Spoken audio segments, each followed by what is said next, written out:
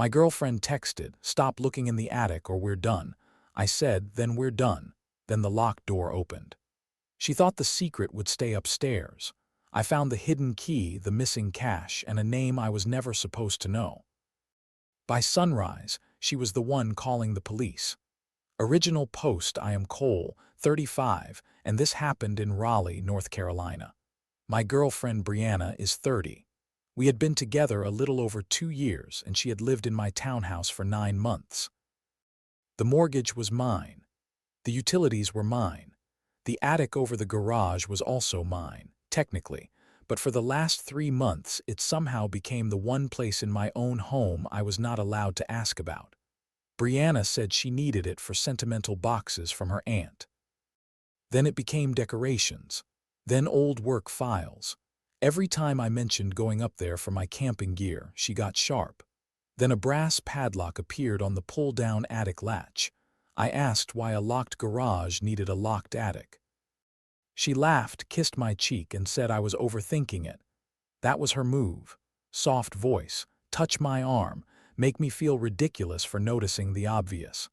The second weird thing was the cash. I kept an emergency envelope in a small safe in my office. It had $4,800 for repairs, storms, and vet bills. After a plumbing estimate, I checked it. There was $2,100 left. Brianna saw my face and said, "Maybe you counted wrong." I said I counted it twice. She shrugged. "Well, I didn't touch it. I never said she did." That stayed with me. For a week, I watched more carefully. She took calls in the garage, used the side door, and did laundry at midnight for no reason. Then last Thursday, I texted her from work. I am a logistics coordinator at a building supply company, and we had a weekend fishing trip coming up. I needed my camping duffel. I wrote, "Hey, is my green duffel in the attic? I'm going to grab it when I get home." She replied almost instantly, "Stop looking in the attic or we're done." I stared at the screen. Not, "Please wait until I'm home." Not, "There are personal things up there. Stop looking in the attic or we're done." So I typed back, "Then we're done." Sent it. I turned my phone face down and finished the shipping report I had open.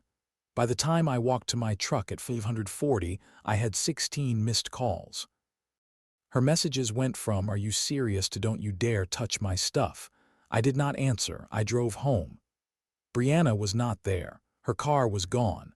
The house was quiet, the kind of quiet that makes every small sound feel guilty. I checked the garage. The attic latch still had the brass lock. Then I noticed the fake plant on the shelf near the freezer was moved, just an inch. I know my own garage. Under the plant tray was a key taped in blue painter's tape. My heart did not race. It dropped. I unlocked the attic. The ladder came down with dust on the hinges. Part of me expected nothing. It was not nothing. At the top, under the exposed beams, she had made a little storage room, plastic bins, a battery lantern, a file box. My camping duffel was under a blanket. The first bin had clothes that were not mine, men's hoodies, boots, a brewery cap from Durham. The second bin had my missing cash in bank envelopes, not all of it. $2,300, still wrapped with my own paper band around it. The file box had copies of my bank statements, insurance paperwork, a spare credit card, and 3 pieces of mail that never reached the kitchen. Then there was a small black notebook. On the first page, in Brianna's handwriting, were 4 words: "Mason needs deposit Friday." I had never heard the name Mason from her, not once. Behind the notebook was a lease application for an apartment in Cary. Her name, Mason as co-applicant, deposit circled, $2,400. I sat on the attic floor for maybe 10 minutes, no yelling. No throwing things, just silence. Then I took pictures of everything, every page, every envelope, the lock, the key, the duffel. I put the cash back where I found it for the moment because I wanted proof before I touched anything. At 7:12, Brianna came home. She opened the garage door, saw the attic ladder down, and froze. She whispered, "Cole." I came down holding the black notebook. I asked, "Who is Mason?" Her face emptied, like the actress walked off stage and left the costume standing there. She said, "You had no right." That told me everything. I said, you stole from me. You hid my documents. You brought someone else into my house through paper before I even knew his name. She started crying then, not sad crying, fast crying, useful crying. She said Mason was just a friend. Then a cousin. Then someone from work. Then someone who was helping her find independence because I was controlling. I said, you can find independence tonight. I packed one suitcase for her. Everything else stayed because I wanted an inventory and a witness. She screamed that I was evicting her. I said she could call the police. So she did. And by sunrise, after the officers looked at the attic, the cash, the mail, and the lease application, she was not calling them on me anymore. She was begging me not to file a report. Update 1. 4 days later, the first officer told us to keep distance for the night.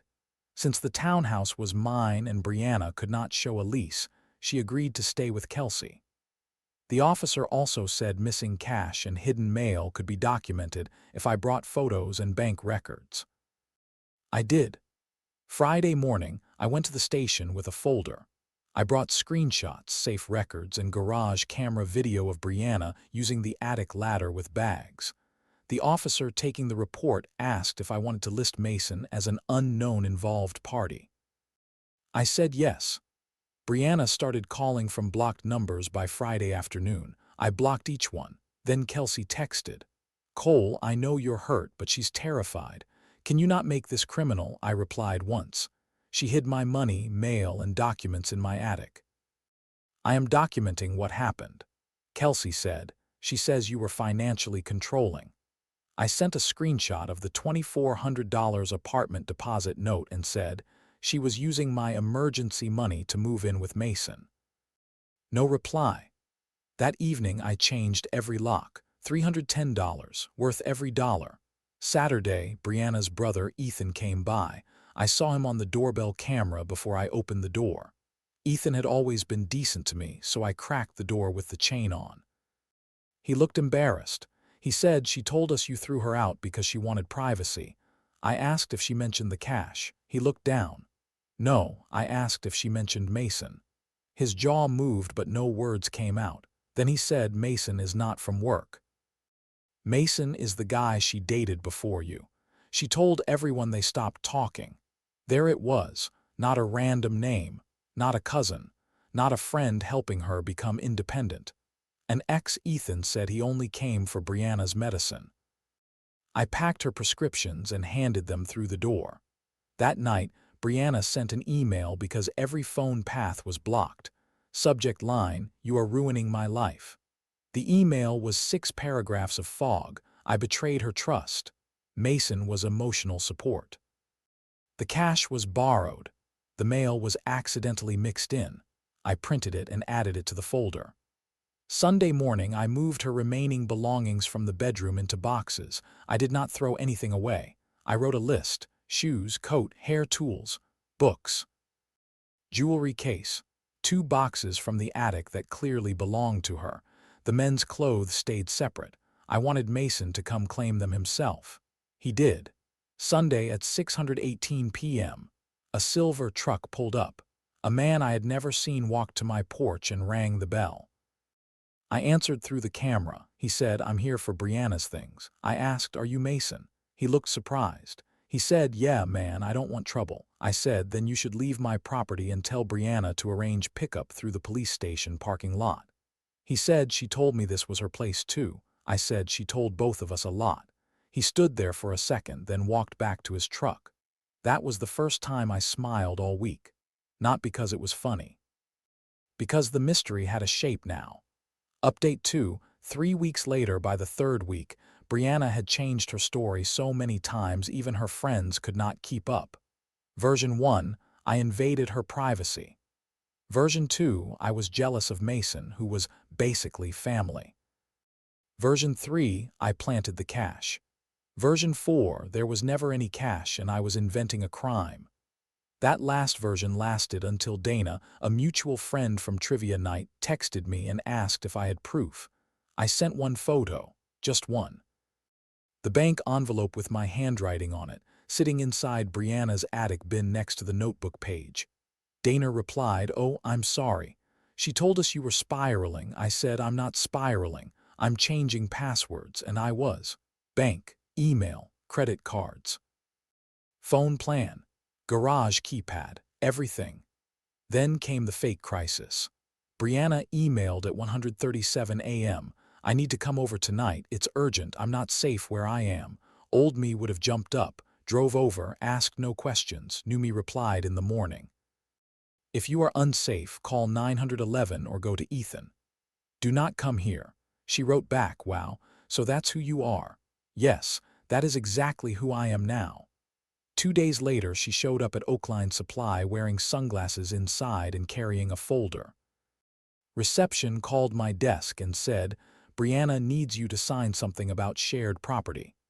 I told reception not to send her back. Then I walked to the lobby with my manager, Trevor, beside me.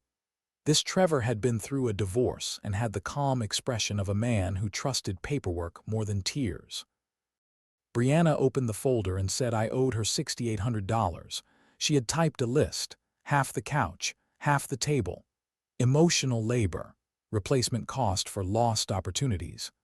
Cash she claimed was hers because I kept it in a shared home. Trevor said, "This is a workplace. You need to leave." She said, "This is personal." He said, "Not here." She looked at me and said, "You're really going to let him talk to me like that?" I said, "Yes." Security walked her out. I saved the lobby camera clip. That evening, I received a message on LinkedIn from Mason. Not a threat, more like a tired confession. He wrote, "I didn't know she was taking your money. She told me you were her ex-roommate and that she was waiting on a settlement from you. I'm not involved. Please don't contact me." I replied, "Then don't come to my house again." He said, "Understood." I saved that too. The next escalation was stranger. A package arrived at my house. No return name. Inside was the black notebook, the same notebook from the attic. I had already photographed it, but I had left it there when officers first came because Brianna claimed it was personal property. Now she had mailed it back with half the pages torn out. She included a sticky note: "Since you love mysteries, solve this." That was when I stopped treating it like a breakup. I called the officer on the report and added the package. Then I called an attorney named Grant, who my coworker recommended. Grant charged $450 for a consultation and told me the best money I would spend was not on revenge but on boundaries. He drafted a $375 cease and desist. No contact, no workplace visits, no third-party messages. Future property exchange through supervised civil standby. When Brianna received it, her mom, Paula, called me. I almost did not answer, but Paula had always been kind. She said, "Cole, I need to ask you one question. Did Brianna really take your emergency money?" I said, "Paula, I have photos and a police report." She was quiet for a long time. Then she said, "Send me one thing, not everything." One thing. I sent the photo of the notebook page. "Mason needs deposit Friday."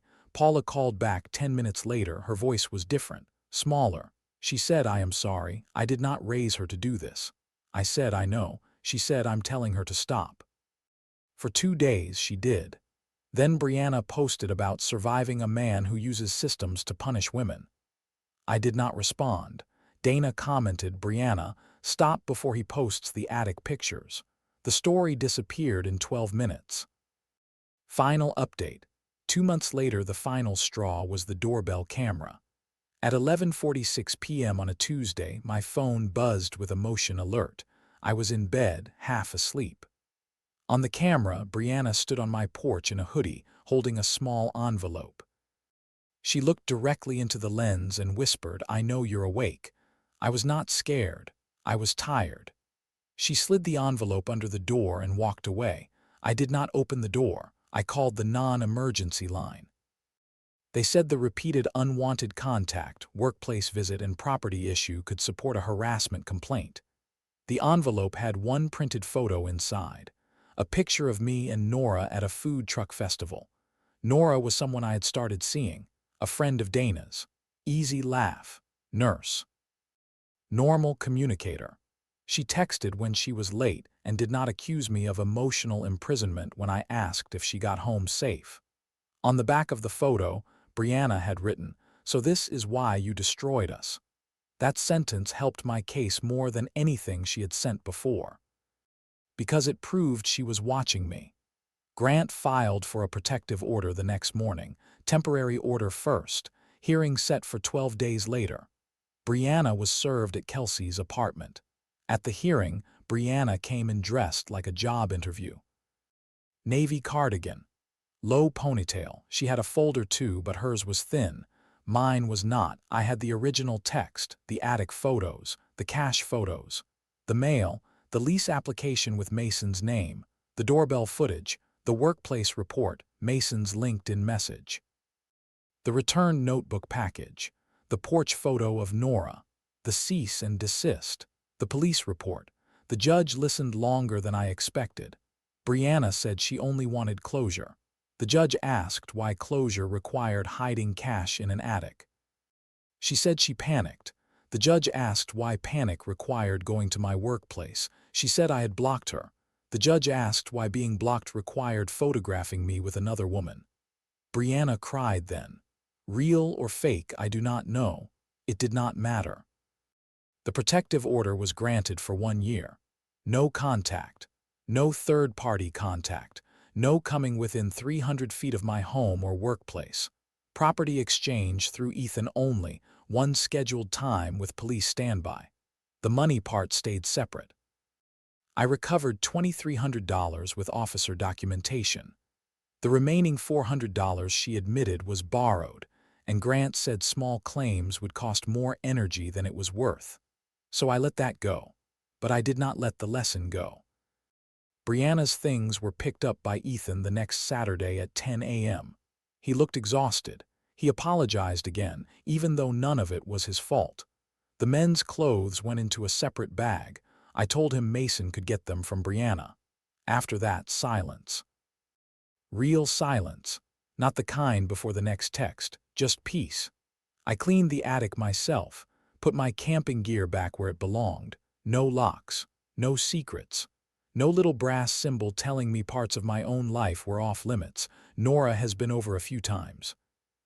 She saw the garage ladder and joked, "Is that the famous attic?" I said, "Unfortunately." She said, "Any bodies?" I said, "Just my trust issues." We laughed. And that was nice. To make a joke about something without someone turning it into a trial. The strangest part is that I still think about the text. "Stop looking in the attic or we're done." She thought that was a threat. To me, it became a flashlight. Some people do not hide things because they are scared of being misunderstood. They hide things because being understood would end the game. Brianna did not want privacy. She wanted a private stage where she could rewrite my house, my money, my mail, and my reality. The mystery was not who Mason was. The mystery was how long I had been ignoring the sound of the floorboards above me. I know now. Too long.